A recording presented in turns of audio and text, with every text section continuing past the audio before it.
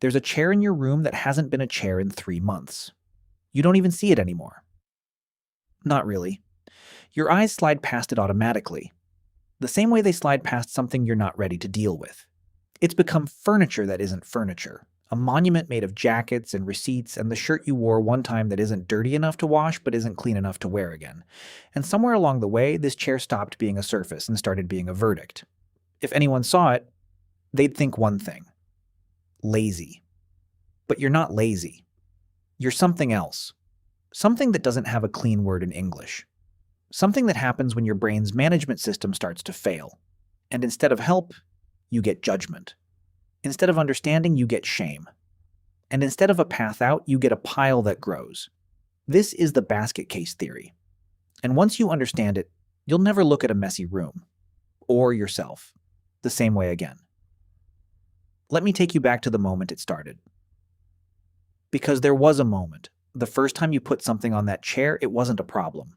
It was practical. You were tired. You'd been working. The jacket needed a temporary home and the chair was right there. You told yourself you'd handle it tomorrow. Tomorrow came, and you didn't handle it. But that was fine. One jacket on a chair is not a crisis. It's barely even a mess. Then something else joined the jacket. And then something else. And at some invisible threshold, probably around the third or fourth item, the chair stopped being a temporary solution and became something else entirely. It became the basket. Now here's what makes the basket different from ordinary clutter. Ordinary clutter is material waiting to be organized. The basket is material that has been given up on. And the difference between them isn't visible in the objects, it's visible in you. In the way your brain processes, or fails to process, the information the basket sends.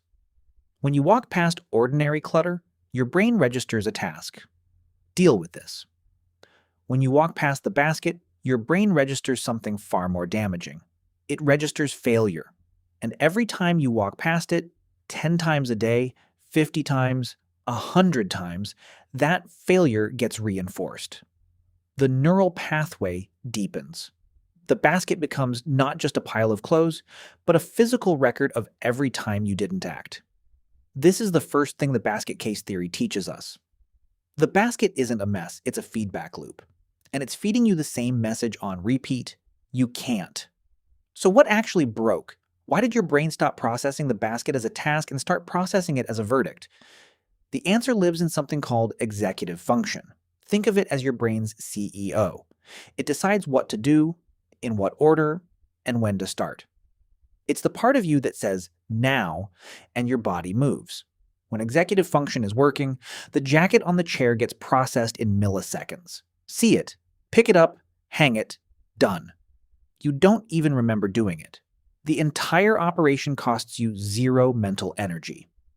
But here's what most people don't understand. Executive function is not a fixed resource. It's more like a battery.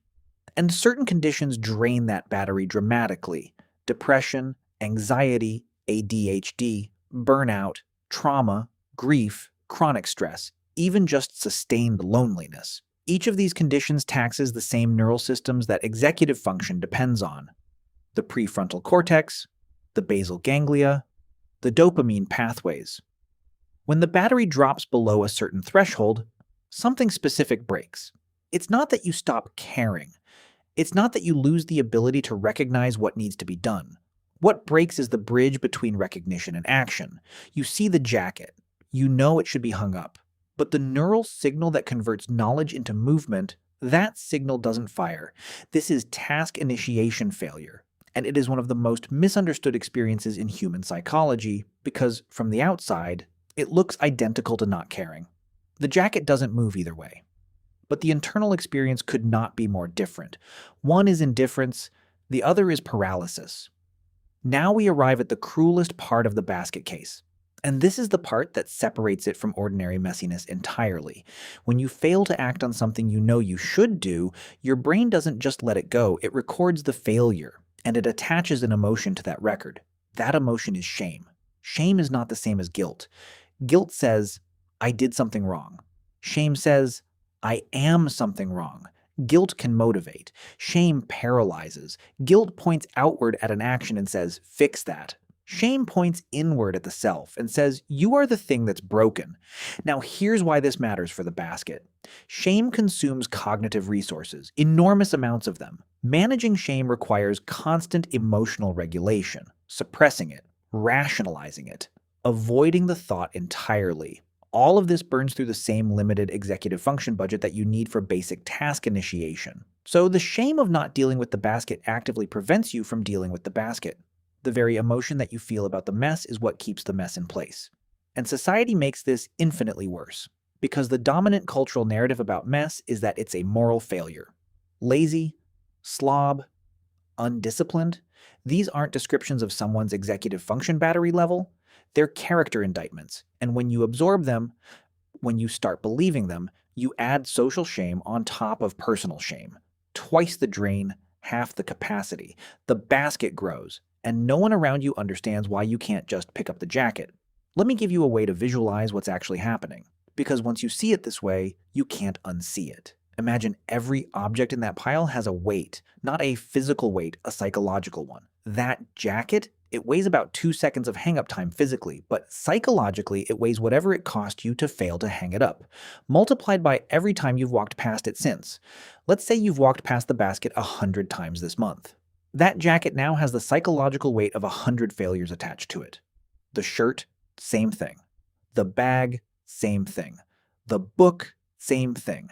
Now multiply that across the entire pile. What you're looking at is not a chair with some clothes on it. You're looking at thousands of micro failures condensed into physical form. And your brain, your brilliant, pattern-recognizing, threat-detecting brain, has learned that this chair is a site of pain, so it avoids it. It slides your eyes past it. It doesn't suggest cleaning it, because cleaning it would mean confronting the accumulated evidence of your own dysfunction. This is why just clean it doesn't work.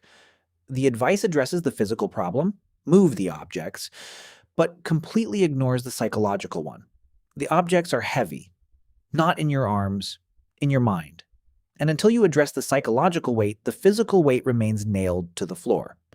I want to name the specific conditions that create this, because too many people are walking around thinking they're failing at life when what's actually happening is that their nervous system is operating in survival mode. Depression doesn't just make you sad. It reduces activity in the basal ganglia, the part of the brain responsible for initiating movement. This is measurable on brain scans. Your body literally receives weaker go signals. You're not choosing not to move. The machinery of movement is operating at reduced power. ADHD involves chronic underactivation of the prefrontal cortex and dysregulation of dopamine, the neurotransmitter that makes tasks feel worth doing. Without enough dopamine, tasks don't register as rewarding. They register as blank, neutral. Impossible to begin not because they're hard, but because your brain assigns them zero motivational weight. Burnout is a state of chronic stress that elevates cortisol to the point where it begins degrading prefrontal function. Your brain's CEO is running on fumes. The decisions that used to be automatic, hang up the jacket, wash the dish, answer the message, now require manual override. And manual override is exhausting. Trauma keeps the nervous system in a state of low-grade threat detection. Your brain is constantly scanning for danger even in a safe room. That scanning consumes bandwidth.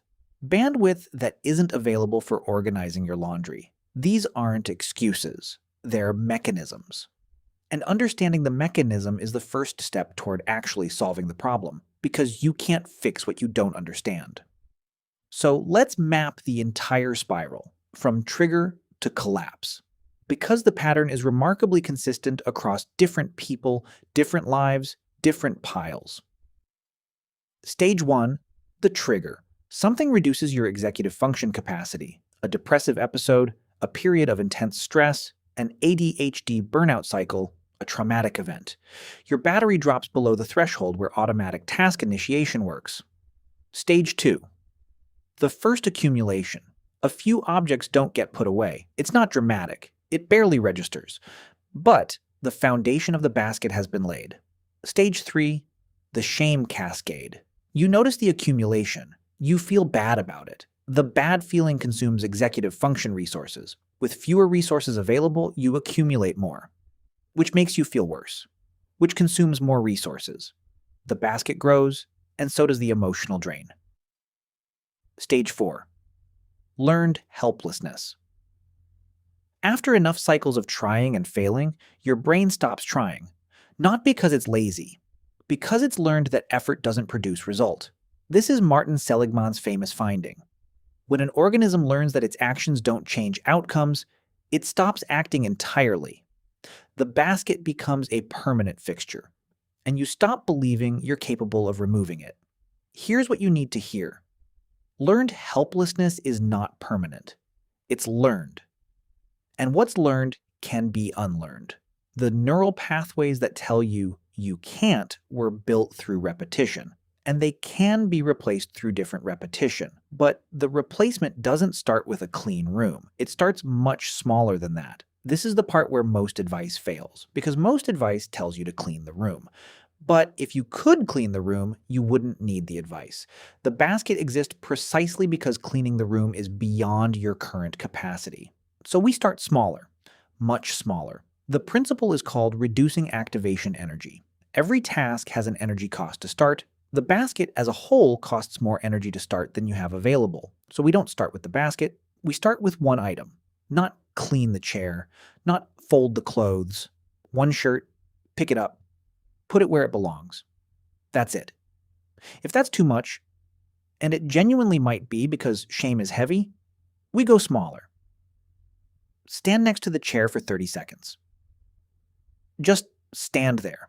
Let your brain register that you can be near the basket without being destroyed by it. This isn't ridiculous.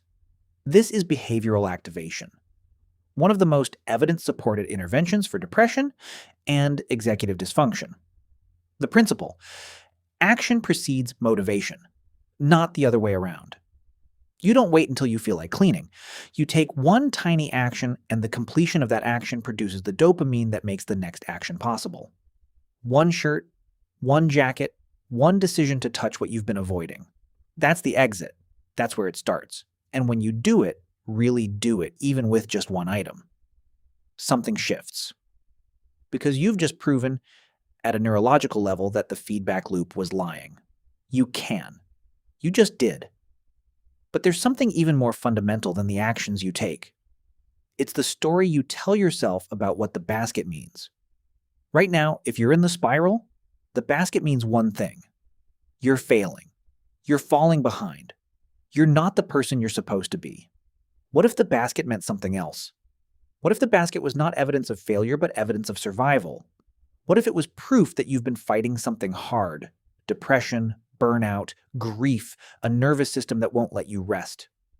And the basket is not where you lost the fight, but where you've been holding the line. You didn't stop caring. You ran out of capacity. Those are completely different things. The basket doesn't mean you're broken. It means something in your life is costing you more than you have to give. And that's information. That's diagnostic. That's your nervous system telling you, we're overloaded. We need something to change. When you reframe the basket as a signal instead of a verdict, the emotional weight shifts. You stop being the person who failed at cleaning and start being the person who's reading the data, understanding the mechanism, and preparing to act. This reframe is not positive thinking. It's accurate thinking. The basket was never a character flaw. It was always a signal. You just didn't know how to read it. So here's the question the basket is really asking. Not, can you clean? That's too simple. The real question is, what's draining you? Because the basket didn't appear in a vacuum. It appeared when your capacity dipped below some threshold, and that threshold was crossed because of something. Maybe it's a job that's been running you into the ground. Maybe it's a relationship you've been managing instead of enjoying. Maybe it's undiagnosed ADHD that's been dismissed as a personality flaw for 20 years. Maybe it's accumulated grief that you never gave yourself time to process. Maybe it's just the grinding exhaustion of trying to keep up in a world that asks more each year. The basket is asking you to look at that, not the pile, the source. And this is the hardest part, because it means the solution isn't just about cleaning. It's about changing something, reducing the drain, getting treatment, setting a boundary, leaving a situation, asking for help. The basket didn't create your problem, it revealed it. And if you only treat the basket, if you only clean the surface brush but leave the drain open, the basket comes back. Because the dynamic is still running, the capacity is still compromised. This is why the basket case theory, properly understood, is not about tidying up. It's about paying attention to what your external environment is telling you about your internal state. The state of your room is a dashboard. Learn to read it. I want to leave you with one image because after everything we've covered, the executive function collapse, the shame spiral, the learned helplessness, the exit strategy, the reframe, everything comes down to a single distinction. The basket is not you. The basket is something that happened to you when your capacity ran out. It is a symptom, not an identity. It is a signal, not a sentence. And the person who can understand that, the person who can look at the pile without collapsing into shame and instead say, something here needs attention, that person is already stronger than the pile will ever be.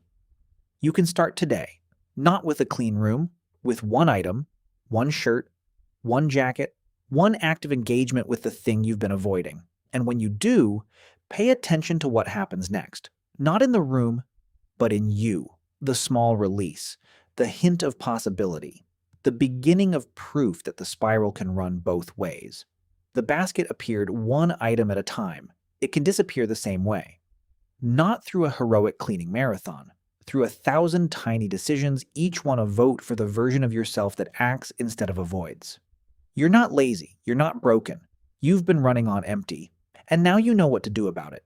If this video reached you, if you're looking at your own basket with different eyes right now, leave a comment with the one insight that shifted something. I read every single one. Share this with someone who needs to know their basket isn't a moral failure. I'm Turnizer. Thank you for watching until this moment.